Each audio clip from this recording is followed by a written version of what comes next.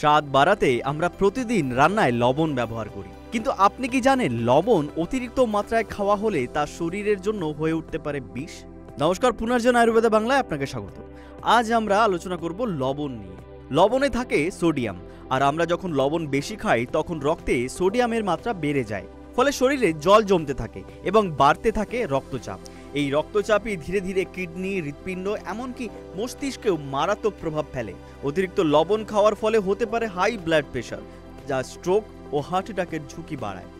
শুধু উচ্চ রক্তচাপই নয়, লবণ বেশি খেলে হতে পারে কিছু সমস্যা, যেমন কিডনি ড্যামেজ, অস্টিওপ্যারাসিস বা হাড় ক্ষয়, ওজন বেড়ে যাওয়া। এমনকি সাম্প্রতিক গবেষণায় দেখা গিয়েছে দীর্ঘমেয়াদী অতিরিক্ত লবণ ক্যান্সার, বিশেষ করে পাকস্থলী ক্যান্সারের ঝুঁকিও বাড়াতে পারে। কিভাবে নিয়ন্ত্রণে রাখবেন?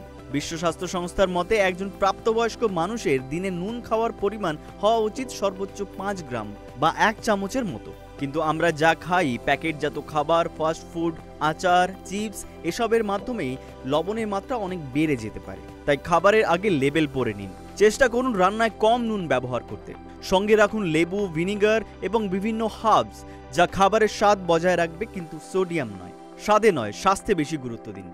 নুন আমাদের শরীরের জন্য জরুরি, কিন্তু অতিরিক্ত হলেই সেটা বিষে পরিণত হয়। সতর্ক থাকুন, সুস্থ থাকুন।